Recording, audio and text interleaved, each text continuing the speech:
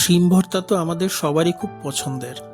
আজকে শিম এবং টমেটো দিয়ে একটি মজাদার ভর্তা বানাবো। আপনারাও এভাবে বাসায় বানিয়ে খেয়ে দেখবেন। এভাবে ভর্তা বানিয়ে গরম ভাতের সাথে খেতে খুবই ভালো লাগে। আশা করি ভিডিওটি আপনাদের ভালো লাগবে। তো চলুন শুরু করা যাক। শিমগুলোকে আমি কেটে পরিষ্কার করে ধুয়ে নিয়েছি। এবার প্যানের উপরে শিমগুলোকে আমি একটু ছেঁকে নিব। আপনারা চাইলে তেল দিয়েও একটু ভেজে নিতে পারেন, তবে এভাবে যদি একটু সেঁকে নেওয়া হয় তাহলে একটা সুন্দর পোড়া পোড়া ঘ্রাণ আসে, খেতেও অনেক ভালো লাগে।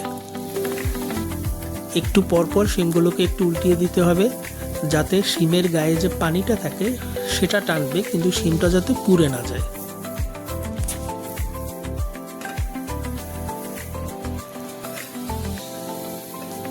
শিমগুলোর একটা পাশ হয়ে গেছে, এখন আমি প্রত্যেকটা শিম আবার উল্টিয়ে দিলাম। এবার এ পাশটাও হয়ে গেলে তারপরে আমি নামিয়ে নেব।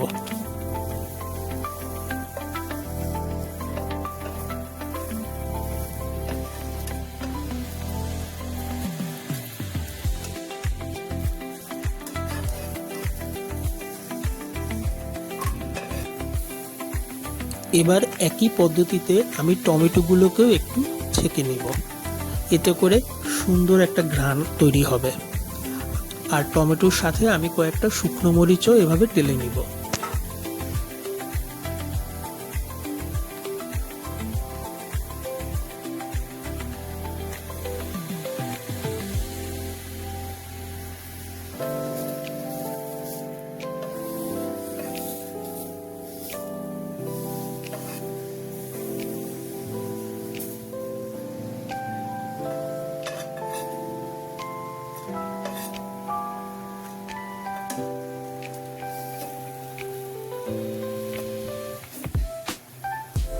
টমেটোগুলোও হালকা পোড়া পোড়া ভাব চলে আসছে, এবার আমি সেগুলোকেও তুলে নিলাম।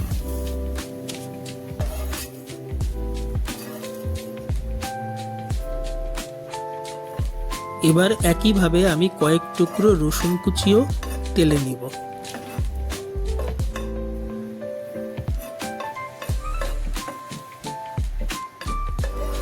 রসুনটাও হয়ে গেল, এবার রসুনটা তুলে নিলাম। এবার শিম এবং টমেটোটাকে আমি ব্লেন্ডারে ভালো করে একটু ব্লেন্ড করে নিব, আর সাথে দিয়ে দিলাম শুকনো মরিচগুলো।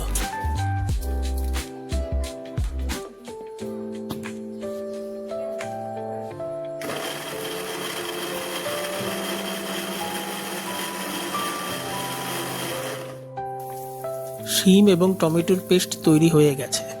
এখন আমি প্যানে সরিষার তেল দিয়ে দিলাম।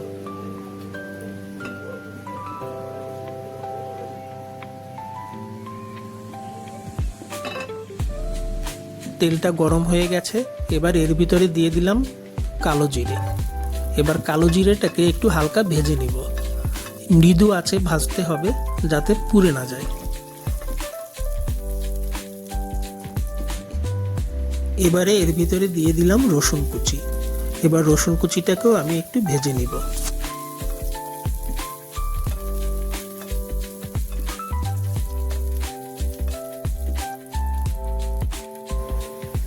এখন দিয়ে দিলাম পেঁয়াজ কুচি।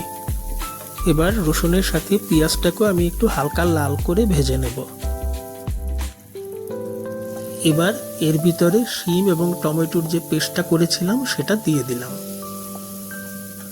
এখন খুব ভালো করে পেঁয়াজ আর রসুনের সাথে এই পেস্টটাকে আমি মাখিয়ে নেব এবং একটু সময় নিয়ে এটাকে ভাজি করব।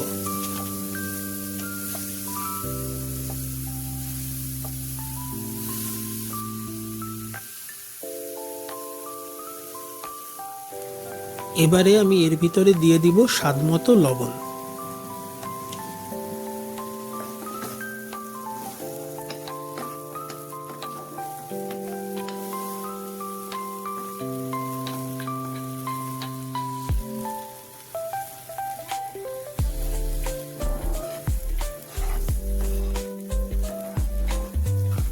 ভর্তাটা হয়ে গেছে।